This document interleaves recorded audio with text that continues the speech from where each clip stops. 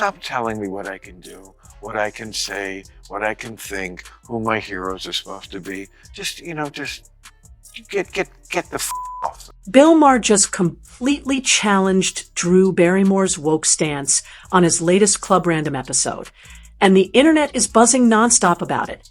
The outspoken comedian didn't hold back, tearing apart Barrymore's weak points with ease while staying cool and composed.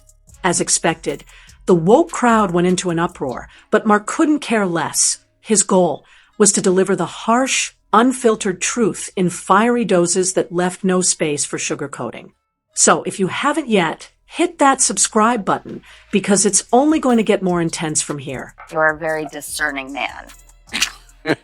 When it comes to a lot of things, you are. It's a charitable word for it, but I appreciate it. Yes, I think I am. I mean, I've watched you for decades go out there and speak your truth. yeah. I don't think there is anything that exists of the truth. It's your truth. And There is also in life the truth. We may not always be able to discern it, but there is the truth. So Barrymore just repeated one of the woke crowd's favorite lines. Truth is relative. You've probably heard it countless times. Whenever you present a woke activist with solid facts, they quickly retreat into the comfort zone of saying, "That's your truth, let me have mine." It may sound deep, but it's really just intellectual laziness dressed up as self-importance. The reality is simple. There are facts and there are opinions. End of story. Facts exist, whether your feelings agree with them or not. Gravity doesn't stop pulling just because it hurts when you fall. Opinions, however, can either align with facts or be built entirely on emotions and false beliefs. When opinions are grounded in facts, they carry weight, but when they're based only on feelings and wishful thinking, they crumble the moment they're challenged. That's the flaw in Barrymore's reasoning. It's not real empowerment, it's just avoidance. And Maher wasn't about to let that slide. It's very hard to be the one on either side to ever proclaim you know what it is. That is a dangerous thing to do. Agreed. We always need to hear, because we don't know. We're not God. no, Right. no. But it does exist, the truth. Not everything is just your truth.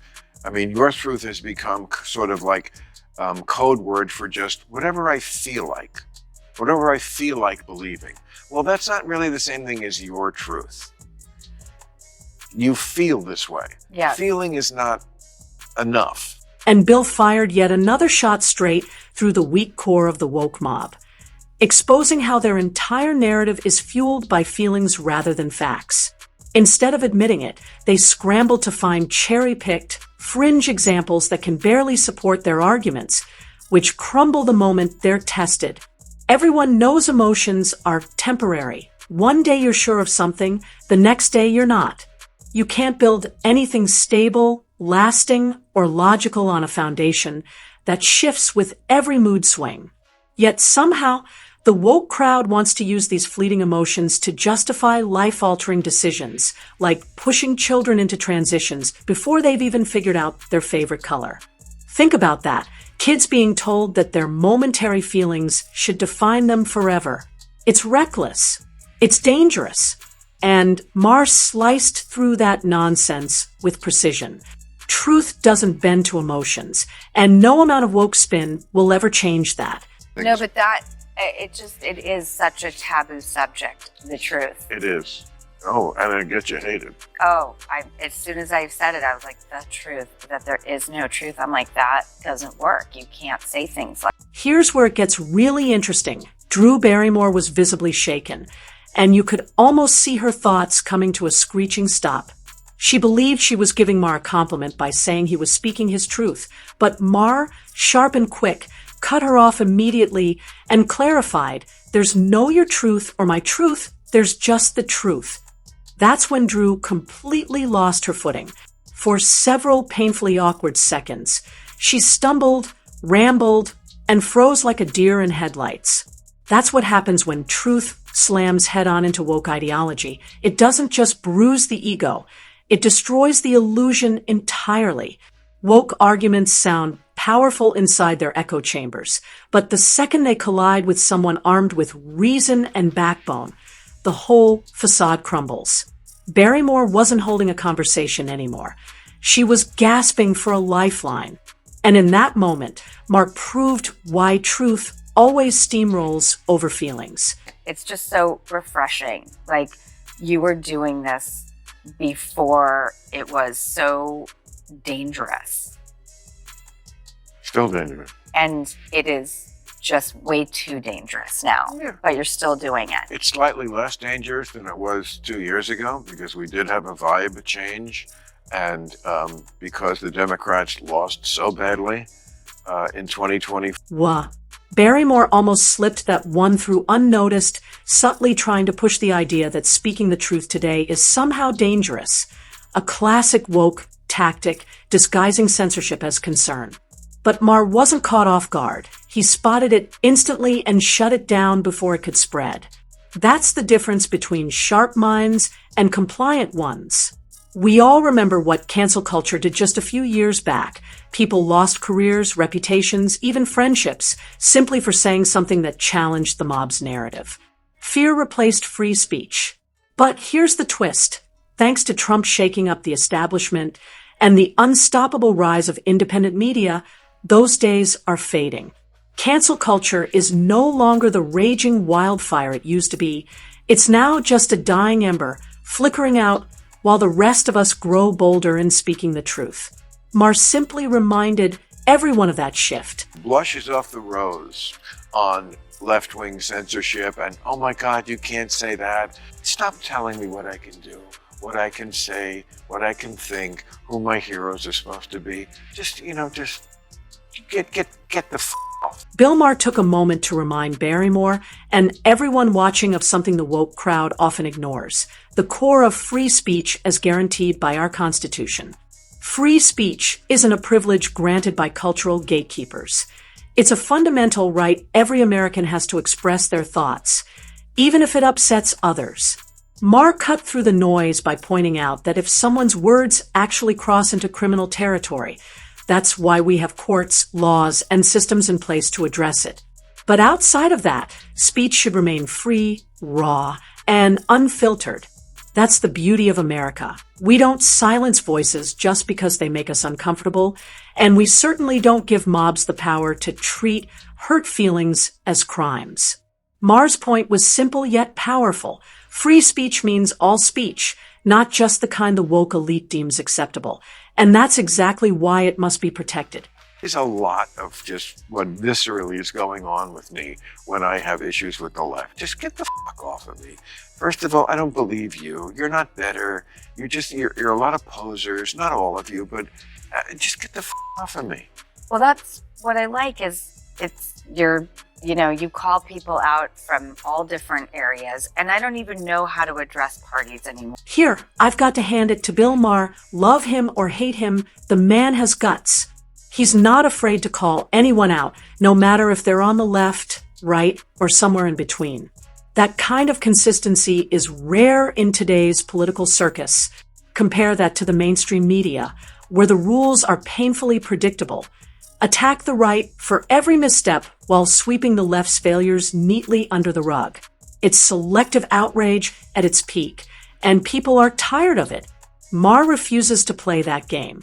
He'll call out Republicans when they're wrong, but he's just as quick to hold Democrats accountable when they're pushing nonsense. That's why, despite all the hate he gets from the woke mob, people still listen. In a world full of biased reporting and agenda-driven spin, Maher's willingness to cut through hypocrisy is both refreshing and absolutely necessary. You are ballsy enough to do those things. What is it that scares you or that you care about? You're asking me? Yeah. Cut!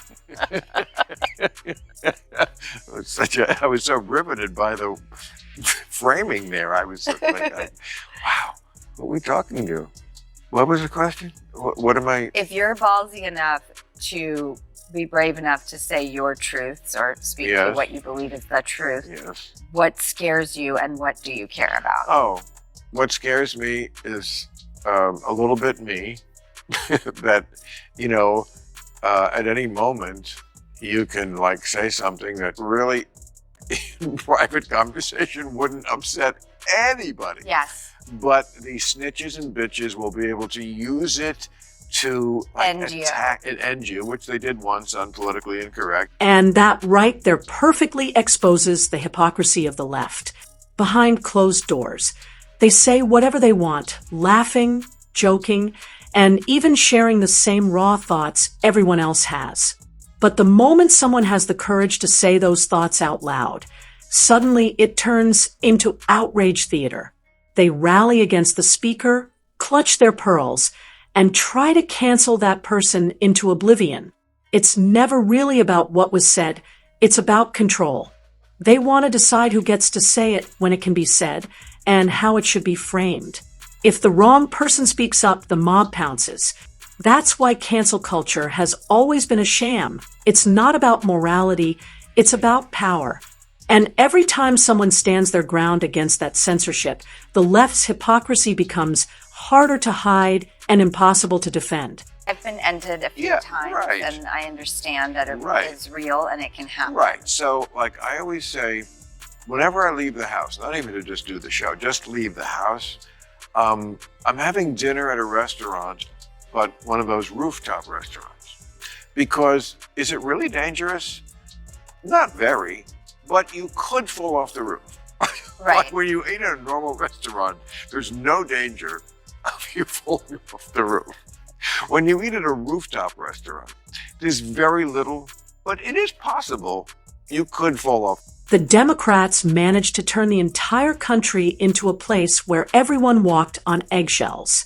For years, they conditioned people to second-guess every word, every joke, and every post online, terrified that a single slip could ruin their careers or reputations. They weaponized fear, making everyday Americans hesitant to speak honestly. People stopped being real with one another and instead filtered every conversation through the lens of political correctness, as if they were stepping around invisible landmines. This wasn't about creating respect. It was about maintaining control.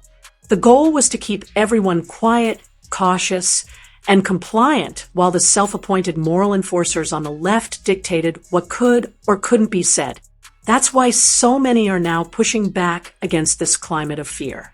Americans are done whispering. They want to speak freely without worrying about a mob attack.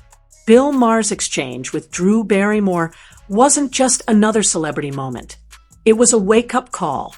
For too long, the left has thrived on censorship, double standards, and fear that silenced honest voices. But that era is fading.